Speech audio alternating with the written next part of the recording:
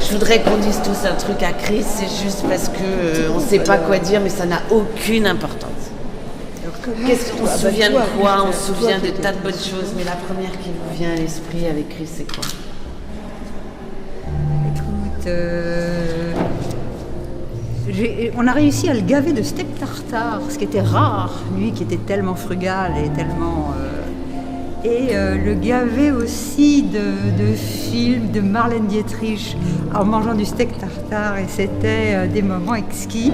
Comment c'est arrivé? C'est arrivé qu'il était déprimé à ce moment-là et que Michel et moi, on l'a pris sur notre aile et comme ça, on l'a nourri, on l'a amusé et il nous a instruits et il nous a nourris et il nous a amusés. Voilà. C'est tout. C'est vrai que nourri, c'est vraiment Chris.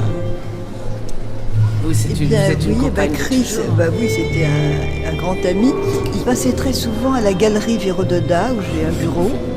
Et voilà, et c'était des tas de moments et d'heures passées ensemble à discuter de tout, de la vie, de ses photos. Il ramenait toujours des photos qu'il avait faites.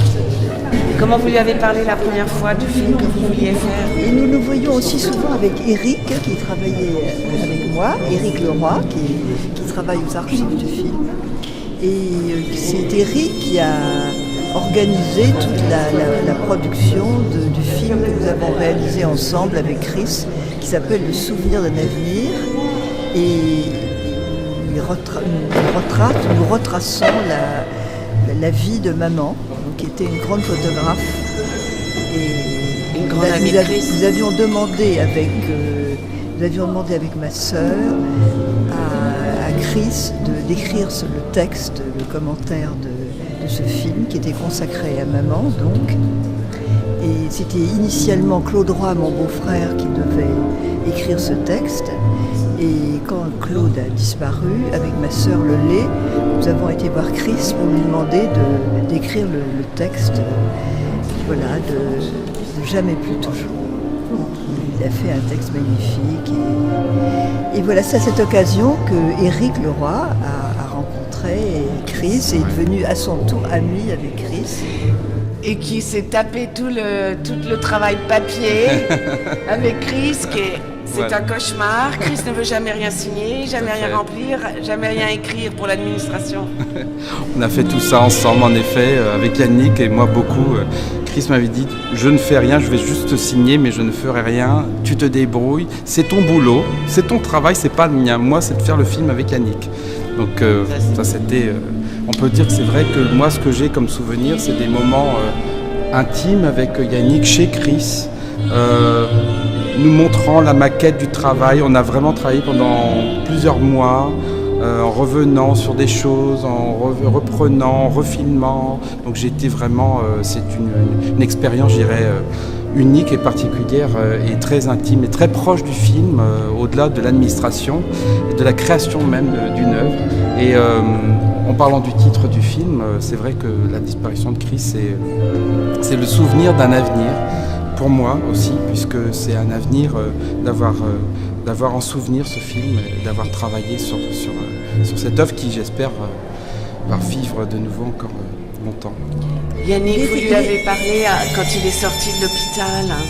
Oui, on s'est téléphoné et il m'a dit qu'il avait l'impression, ça a été une découverte, d'abord l'hôpital, avec la découverte de gens extrêmement sympathiques, des gens qu'il a beaucoup appréciés. Et quand il est sorti, il m'a dit qu'il avait l'impression de ne plus appartenir à l'espèce humaine.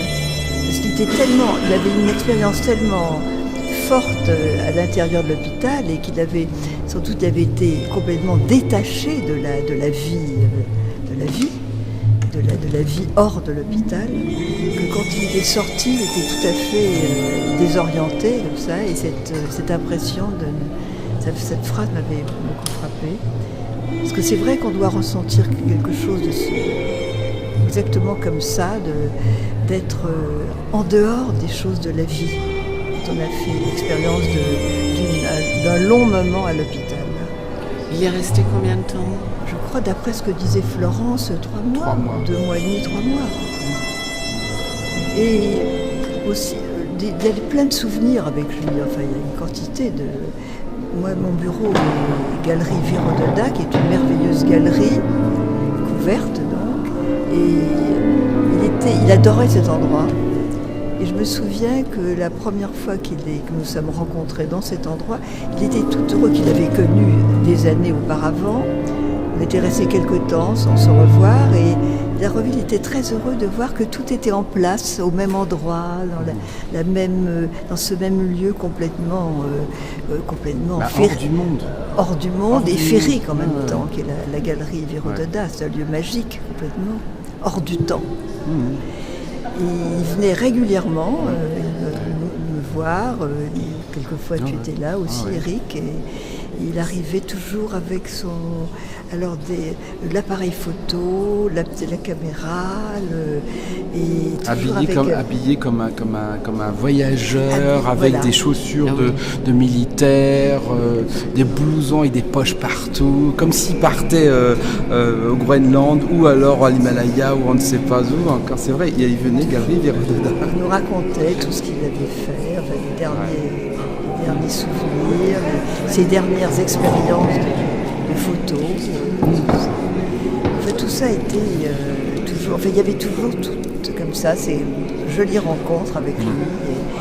Mais il me disait toujours aussi qu'il avait l'impression... Il n'avait jamais été... Il ne savait pas ce que c'était qu'un home. Il avait toujours l'impression il avait toujours été de passage. Il devait te le dire aussi à toi, ça. C'est vrai. Béatrice. C'est vrai. Et cette impression comme ça d'être de passage. D'ailleurs, il était habillé comme quelqu'un de passage. Comme un voyageur. Il adorait, à l'époque, c'était il y a très longtemps, il adorait le catalogue des armes et cycles de Saint-Étienne. Ah oui. Les armes et cycles de Saint-Étienne, c'était un catalogue très, très ringard. Déjà à l'époque, c'était ringard. Hein. Et il était techno avant l'heure, bien avant l'heure. Il était le premier techno, donc il était toujours à la pointe de tout. Oui. Alors, il y avait un magasin qu'il adorait, je ne sais pas si ça t'a parlé, Béatrice. Il s'habillait là, il se trouvait des tas de choses. Ça s'appelait L'Homme Moderne. La Chris, on t'aimera toujours. Je ne sais pas combien t'as d'enfants, mais il y en a partout dans le monde entier. Et on n'est même pas jaloux les uns des autres. On t'aime, on t'embrasse. À bientôt.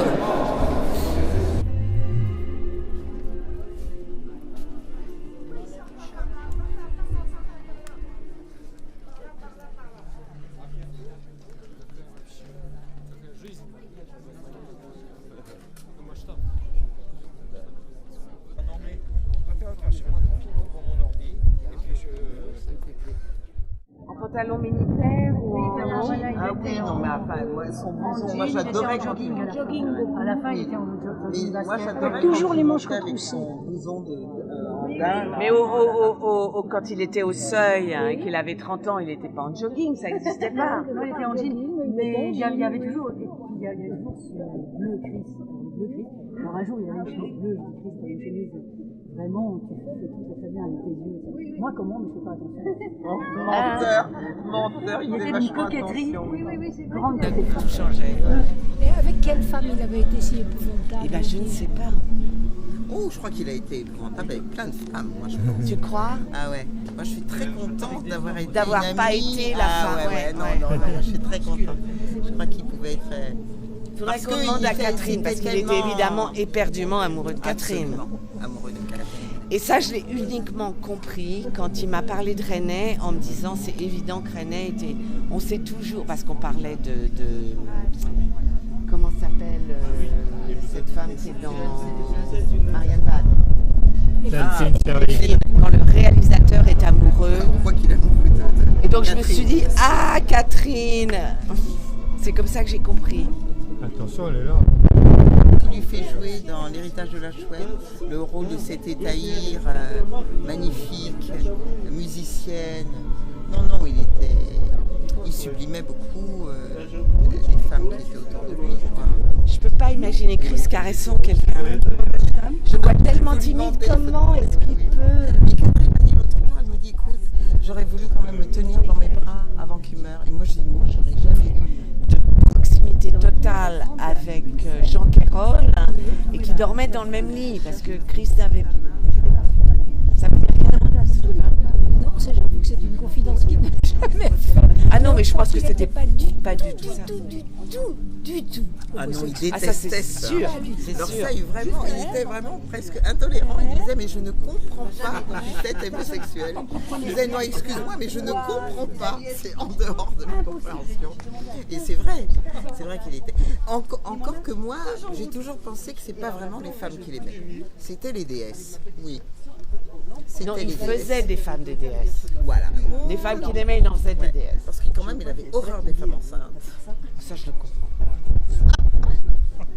C'est beau, ça peut être cool, une femme enceinte, quand même. J'ai jamais compris. Voilà. Mais quand même, il était très proche des déesses, quand même. Avec ses femmes aux yeux clos, comme ça. Mais j'ai relu 15 fois chaque email que je lui envoyais. Oh là là, Ah oui, c'était moi aussi, terrible, je ça. tremblais. Vous loupez pas. Je tremblais d'avoir laissé une fois l'orthographe en les Te rendant le loupez pas. traduction de grammaire. Il m'en a laissé des boîtes au montage. Il a quand même passé 6 mois à monter ça chez moi. Il m'en a laissé des boîtes, c'est pas complet. L'héritage de la chouette. Oui, Oh, c'est génial. y compris l'ancienne version d'Yvon de l'air et rouge. En 4 bobines. Non, mais c'est Audi, il y a 2 petits bouts que j'aimerais bien avoir en copie. Je sais pas, moi. Je te dirai lesquels. D'accord. Mais tu. Magnifique. Voilà. Et il a été bien au-delà de la vidéo. Oui, Ce qu'on a, mais c'est non, quand mais même- c'est le seul qui ait fait des chefs-d'œuvre en VHS. Absolument. Citez-moi quelqu'un d'autre qui oserait faire un film en VHS et Absolument. faire un chef-d'œuvre. Quel extraordinaire. Ça n'existe pas. en VHS? Le chat. Le chat. Chat perché. Chat perché. C'est de la mauvaise VHS, de mauvaise qualité. Et c'est un chef-d'œuvre. Mais qui aurait osé faire ça? Quand il m'a envoyé son truc là, Tu avais écrit, pour le commentaire des statues meurent aussi, quand les hommes sont morts, ils entrent dans l'histoire. Quand les statues sont mortes, elles entrent dans l'art. Cette botanique de la mort, c'est ce que nous appelons la culture. Et encore, un objet est mort quand le regard vivant qui se posait sur lui a disparu. Et quand nous aurons disparu, nos objets iront là où nous envoyons ceux des nègres, au musée. Et nos images, où iront-elles ?